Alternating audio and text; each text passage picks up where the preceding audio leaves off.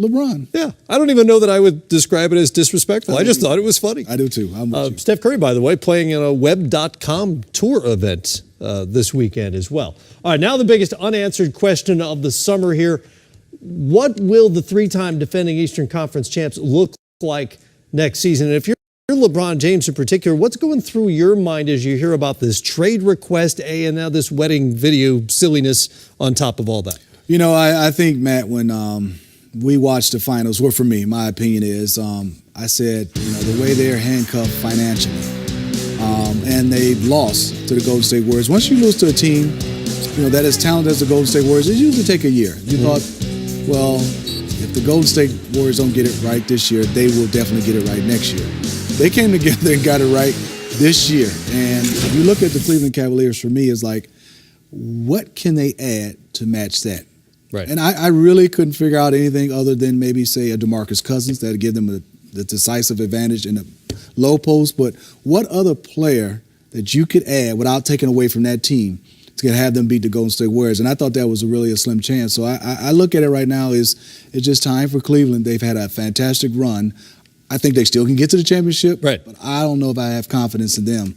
Obviously, of just saying they'll be my favorite starting the season. And that's trade or no trade, right, because you can add another player, but at what expense? You're going to have to give somebody up. You can't just sign a Kevin Durant without losing anything the way the Warriors did last season. All right, let's say Kyrie Irving winds up in training camp, as Dan Gilbert suggests he will be, and is on that roster.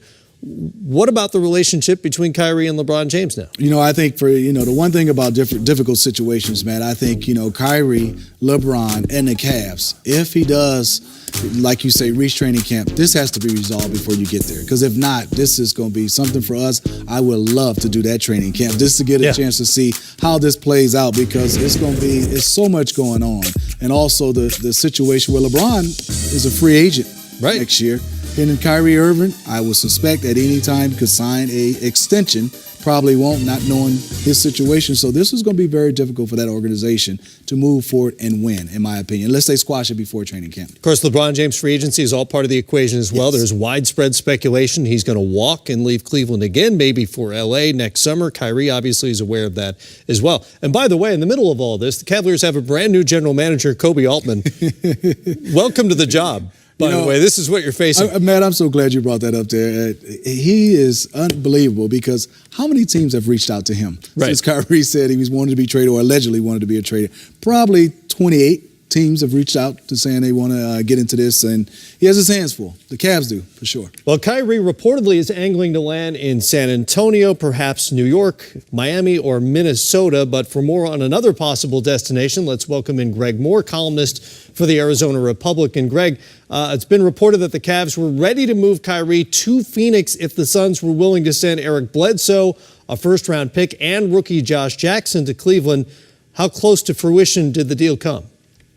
Hey, what's up, fellas? I can't say. I don't know that the Suns are looking to make that move, because we've heard all about the process out in Philly. Well, out west, what they have is the timeline. So the whole Phoenix thing kicked up when Eric Bledsoe said, yo, I love it in Phoenix, but I'm looking to be part of a winner. Well, the timeline isn't about winning right now. The timeline is about getting ready for the future. So if you bring Kyrie over, it doesn't necessarily fit with that. The thing is, Phoenix has got so many assets and so much out there that they could make the deal happen. So that's enough to get the conversation going. Greg, Steve Smith, the question for me is, Matt kind of listed the teams Kyrie Irving said he wanted to or would like to be traded to, and I didn't see Phoenix on that list. So you're telling me the organization is willing to take that chance with a player of his magnitude, not willing to say that's one of his teams. So in your opinion, Phoenix would still want to do that deal, even if Kyrie has said that's not one of his destinations? I don't know that they would, right? I don't know that they would want to do that deal, because I don't see how it fits in with what owner Robert Sarver and general manager Ryan McDonough have laid out as the plan, which is to build through the draft. What they say is that the collective bargaining agreement is such right now that building through free agency is less likely to be effective over the long term than building through the draft. And so if you look at what they've put together, Devin Booker, Josh Jackson, a lot of young talent, Marquise Chris, and players, they're just looking to be young, develop together, and then be ready to win soon, not right now. At least that's the plan that was announced. And so, again, I don't know that Kyrie necessarily fits. The thing is, he's just such a fantastic player that when you've got enough assets to make that deal, it's enough to create the rumors. And he's still just 25, an all-star, obviously in his prime or heading into his prime, perhaps. You mentioned the timeline. Phoenix fans have had to buy into that and watch these young guys develop. Where are they on all of this? Two camps. One camp says, yo, we haven't been to the playoffs in 7 years. Go get us a stud. Let's see some winning basketball. The other camp says, actually, Ryan McDonough's right. This is the way to do it. Let's stop doing these stopgap free agent signings that aren't likely to be an effective strategy for the long term.